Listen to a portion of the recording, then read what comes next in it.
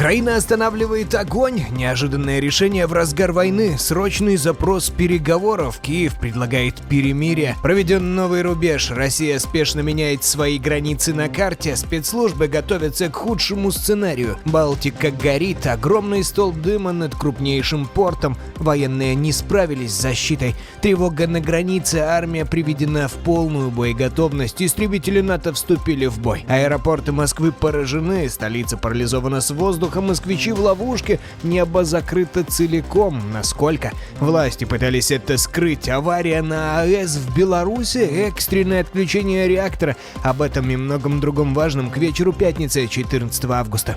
Наконец-то пятница, но прежде чем расслабиться, важно узнать, чем запомнился этот день. В эфире Нехта. Поехали.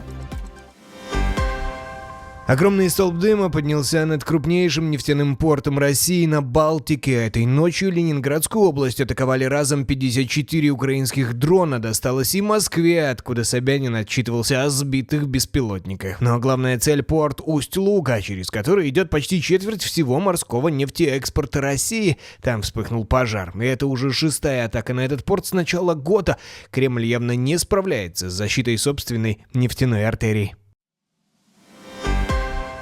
Украинские дроны продолжают методично добивать российский маркетплейс. На этот раз досталось складу под Тверью в 150 километрах от Москвы. Обломки беспилотника пробили стену, начался пожар, который быстро потушили. Сотрудники не пострадали, а вот статистика впечатляет. Это уже 3-й удар по этому же складу за 2 недели. Аналитики уже подсчитали общий ущерб для Wildberries и продавцов от 600 до 800 миллиардов рублей. Компания латает дыры, а дроны прилетают снова.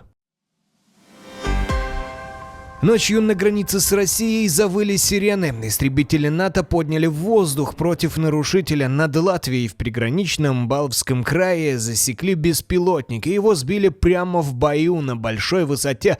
Обломки упали у озера, пострадавших нет. Официально, чей это был дрон, не говорят, но в латвийской армии предполагают, залетел он не сам, а сбился с курса из-за российской радиоэлектронной борьбы. И совпадение показательное. Как раз в эту ночь Украина массированно атаковала дронами российский порт Усть-Луга неподалеку. Сразу все 4 московских аэропорта — Внуково, Домодедово, Шереметьево и Жуковский — этим утром одновременно встали. Раз авиация ввела ограничения на взлет и посадку сразу по всей столице. Впервые за долгое время небо над Москвой оказалось фактически закрыто целиком. Формально ограничения сняли уже менее чем через час, но эффект казался куда серьезнее. Больше сотни рейсов задержаны или отменены. Люди застряли в терминалах на часы, а расписание аэропорта латают до сих пор. Официально все объяснили планом ковер, а это, как правило, вводят при угрозе с воздуха. Тревоги все чаще. И это, судя по всему, еще далеко не финал истории. Неожиданный ход в разгар войны. Украина сама предложила России прекратить огонь. Пока не везде, но кое-где уже прямо сейчас. Как выяснил Reuters, Киев через Турцию передал Москве предложение взаимно остановить удары по гражданским судам и портам в Черном море, о чем мы уже рассказывали вам раньше. Причина проста. Море уже реально душит экономику обеих стран. С июля повреждено больше 218 судов. Украинский экспорт зерна за август обвалился на целых 76%. А у Новороссийска после украинских атак встали все 3 зерновых терминала.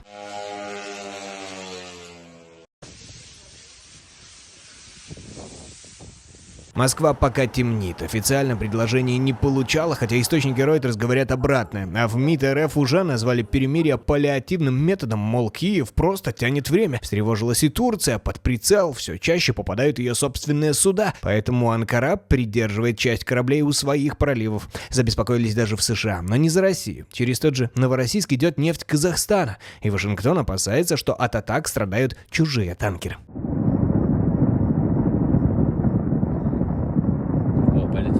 Если Москва хотя бы сядет обсуждать условия, это будет первое узкое перемирие за долгие месяцы дипломатического застоя. Но пока оккупанты цинично обещают украинцам заморозку зимой. Если мы сейчас вдруг остановились бы на линии соприкосновения, мы, по сути дела, позволили бы перечеркнуть подвиг наших дедов и прадедов, которые победили нацизм. Это невозможно рассматривать. Но речь идет о нашей ответственности за тысячелетнюю историю российского государства. Россия снова рьяно бомбит Краматорск уже 4-й раз за 2 недели. Накануне вечером авиабомбы 8 раз ударили по жилым кварталам города, включая многоэтажку и соседнему поселку Беленькое. Погиб 1 человек, ранено 15, а на Сумщине этим утром еще одна трагедия. Россияне ударили по мирным 2 реактивными дронами. Ребенок с мамой погибли в результате прицельного двойного удара противника по Сумской области. Только утром мы рассказывали вам о ликвидации перебежчика, экс-командире украинской подлодки, что в 14-м переметнулся на сторону России, а вот вам еще 5 погибших в том же городе за тот же день. При разминировании последствий ночной атаки украинских дронов в Севастополе накануне сработало взрывное устройство. Погибли 4 пиротехников МЧС и охранник. По словам местного губернатора Развожаева, специалисты просто разбирали завалы после налета и не заметили, что один из снарядов еще живой. Кремль торжественно объявил, границу наконец-то отменяют, только есть нюанс. Переносят ее ровно туда, где идут бои. ФСБ упраздняет пограничные зоны между Ростовской и Воронежской областями и оккупированным Крымом, ДНР, ЛНР и Херсонщиной. А новый рубеж проводят по линии фронта, которая ежедневно сдвигается то туда, то сюда. То есть на бумаге границу начертили там, что в реальности не контролируют. Для людей же ничего не изменится. Очереди, шмоны и блокпосты останутся, просто вывеску сменят. А вот в Крыму, наоборот, закрутят гайки. Погранзона сохранится в пределах принадлежащих РФ островов Черного моря. В сети уже шутят, что ФСБ готовится обороняться от десанта на каждом необитаемом камне. Еще один взрыв на заводе оборонки в Евросоюзе. Уже 2-й за 3 дня. Под Римом на предприятии КНДС, что делает боеприпасы в том числе для Украины, рвануло в цехе прессования пороха. Звук слышали за несколько километров. Но, к счастью, обошлось без пострадавших. Причины пока выясняют. А буквально на днях похожая история произошла в Болгарии. Там сгорел склад боеприпасов на заводе, годами поставлявшим оружие Украине. Совпадений уже многовато. И в Европе явно начинают напрягаться. Не диверсия ли это? Похоже, застой сдвинулся с мертвой точки. Польша и Украина близки к сделке, а Варшава отдает Киеву старый истребитель МиГ-29, а взамен получает партию беспилотников и доступ к украинским технологиям их производства. Самолеты могут передать уже в ближайшие недели. А ведь еще месяц назад переговоры буксовали. Польша требовала военное ноу-хау в обмен на технику, которую иначе собирались пустить на металлолом. Украина делиться не спешила. Сдвинулось дело, по данным поляков, после того, как Зеленский поставил задачу договориться о дронах перед новым главой разведки Умеровым. Правда, поляки осторожничают до последнего, боятся, что в условиях войны украинцы сошлются на форс-мажор и оставят технику себе.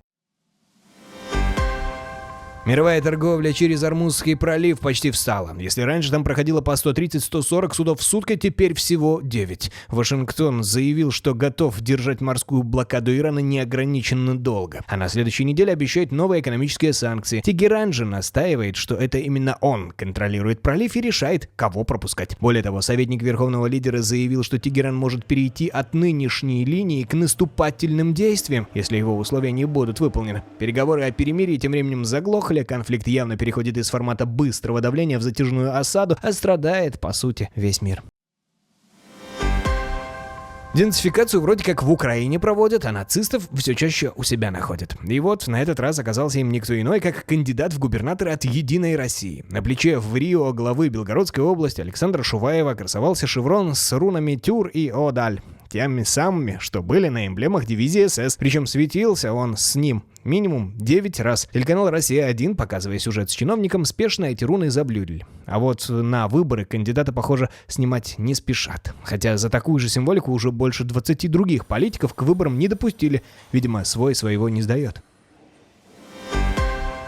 Похоже, на белорусской атомной станции снова что-то пошло не так, и снова это скрывали. Источник издания «Зеркало» утверждает, 9-дневную остановку второго энергоблока БелАЭС в конце июля власти официально назвали плановой диагностикой. А на деле это была авария. Вода протекла прямо в корпус турбогенераторов. Причем такое же оборудование уже вызывало серьезный инцидент на одной из российских АЭС. Эксперты считают версию правдоподобной, но подчеркивают, угрозы радиационного выброса пока не было. Зато сам факт уже не первый раз, когда белорусские атомщики выдают нештатную остановку за рутинную процедуру, а учитывая, что станция строилась российскими специалистами, тревожности наоборот все больше. Кстати, еще больше оперативных новостей из Беларуси на нашем канале Нехта Плюс с новым известным белорусским ведущим Евгением Булкой. Переходите по ссылкам в описании и подписывайтесь. А Казахстан взял и наглядно показал, что штрафостаном быть не собирается. Из страны выдворили российскую стримершу Фасолька за то, что в эфирах называла Павлодар российским, Алматы селом, а сам Казахстан штрафостаном. А Павлодар это Казахстан? Да, это Казахстан. Нет, Павлодар наш. Он звучит как наш, он не может быть казахстанским. Итог: штраф, конвой прямо к самолету и запрет на въезд аж на 5 лет. Извиняться за неудачную шутку стримерша начала уже поздновато. И то лишь после того, как в казахстанских соцсетях на нее обрушился настоящий шквал травли. А в Казахстане это ж как в Индии, там нет прав, да? Примечательно, что ранее Ксения Гузаева рекламировала Алабугу, российский колледж по производству военных дронов, так что без работы остаться не должна.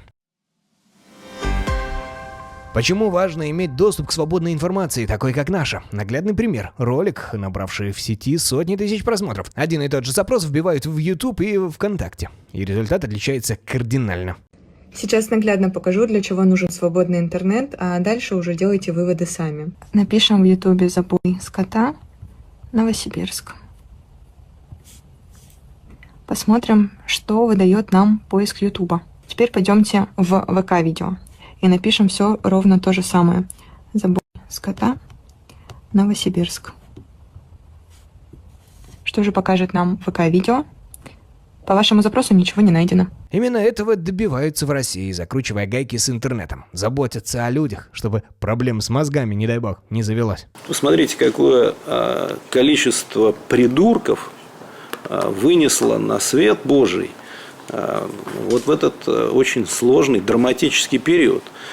Придурков, таких вот молодых, скажем так, в том числе придурков, которые, не понимая даже, чего делают, подчас ведутся на всякие посулы, деньги какие-то вшивые, или же на то, чтобы, так сказать, там где-то там среди сверстников сказать, что вот он против всего. Но мы просто должны понимать, что с мозгами у многих есть проблемы. Ну а чтобы всегда знать правду, используйте наш надежный Nextstep VPN. Разные тарифы под разные потребности, и семейный тоже есть. Всегда будьте на связи с родными, и пускай родные тоже знают правду. Спасибо, что были и остаетесь с нами. Увидимся уже утром, если подписаны, конечно.